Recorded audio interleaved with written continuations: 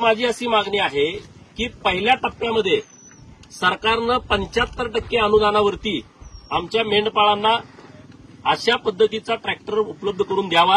हा ट्रॅक्टर दिल्याच्या नंतर त्याच्यावरती सोलार पॅनेल लावून इथं संध्याकाळी वाड्यावरती उजेडाची व्यवस्था करता येईल। आता या बाजूला जे पाल आहे तिथं काही सुविधा नाहीत, अत्यंत उघड्यावरती आता लहान बाळ इथं झोपलेलं आहे, अत्यंत उघड्यावरती हा संसार आहे।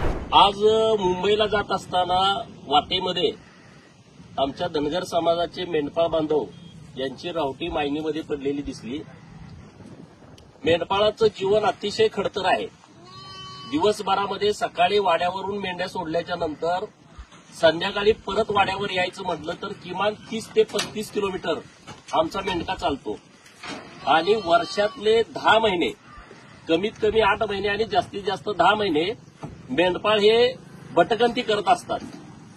कोल्हापूर जिल्ह्यातली तर परिस्थिती अशी आहे, 12च्या 12 महिने हे मेंढपाळ मेंढ्याच्या मागं या गावातनं त्या गावात फिरत असतात। आता पूर्वीची जी मेंढपाळांची पद्धत आहे, घोड्यावरती ओझं टाकायचं आणि तिथं कोकरी असतील, सगळं या पालाचं सगळं साहित्य असेल, धान्य असेल, लहान मुलं असतील, कुत्री असतील, कोंबडी असतील, ते घोड्यावरती टाकायचं आणि घेऊन जायचं। सरकारकडे मी सातत्यानं मागणी अशी करतोय की मेंढपाळांच्या बाबतीमध्ये सरकारनं एक वेगळं धोरण आणलं पाहिजे। तर त्यामध्ये आमची मागणी अशी आहे की एक ट्रॅक्टर जो 50 HP असेल आणि त्यामध्ये ही जे आमचे कागलचे मेंढपाळ आहेत आणि त्या मेंढपाळ बांधवांनी अत्यंत आयडियल पद्धतीनं, आधुनिक पद्धतीनं या ट्रॅक्टरची ट्रॉली बनवलेली आहे। त्या आमच्या लखमाताई आहेत, आता त्या इथं वाड्यावरती होत्या। खाली इथं लहान लहान कोकरी किंवा आजारी पडलेली मेंढरं इथं ठेवता येतील। आतमध्ये स्वयंपाक करण्यासाठी जळण वगैरे आहे आणि वर एक कप्पा केलाय, त्यामध्ये साहित्य ठेवता येईल। तर सरकारकडे माझी अशी मागणी आहे की पहिल्या टप्प्यामध्ये सरकारनं 75% अनुदानावरती आमच्या मेंढपाळांना अशा पद्धतीचा ट्रॅक्टर उपलब्ध करून द्यावा की जेणेकरून त्यांची जी हेळसांड होते किंवा त्यांना दिवसभरामध्ये जो त्रास सहन करावा लागतोय तो होणार नाही।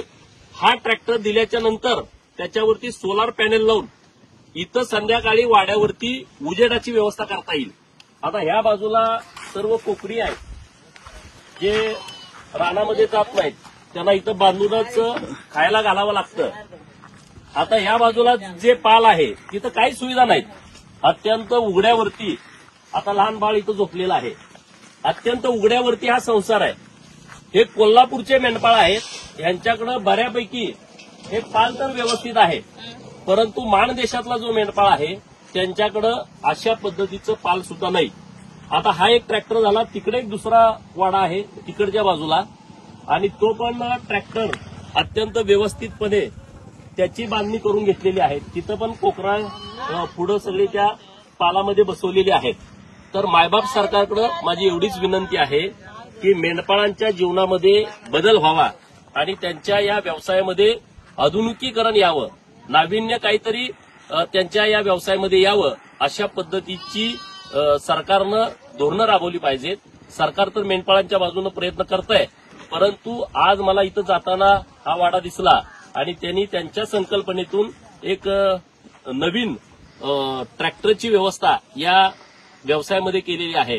तर मी स्वतः पाठपुरावा माननीय मुख्यमंत्री महोदयांकडे भेटून तर करणारच आहे, परंतु माननीय पशुसंवर्धन मंत्री पंकजाताई यांनी या सगळ्या बाबतीमध्ये एक चांगलं धोरण आणावं। सोशल मीडियाच्या भाऊ गर्दीत विश्वासार्हतेने चकाकणारे नाव म्हणजे लेट्सअप मराठी। सगळ्यांना, सगळ्या नागरिकांना ती स्पीच, ती लेट्सअप वरील मुलाखती म्हणजे विचारांचा खजिना। त्यानंतरच्या निवडणुकीमध्ये मला सोडून गेले। बातम्या केवळ वस्तुस्थिती सांगणाऱ्या, न प्रोपगंडा, फक्त जनतेचा अजेंडा। क्योंकि आने वाला कल जाने वाला है, जाने वाला कल आने वाला है। राजकारण, मनोरंजन असो की क्रीडा क्षेत्र, महाराष्ट्राची स्पंदने संवेदनशीलतेने टिपणारे माध्यम म्हणजे लेट्सअप मराठी। जगासोबत एक पाऊल पुढे राहण्यासाठी लेट्सअपचे ॲप, सोशल मीडिया आणि वेबसाईट सोबत कनेक्टेड रहा।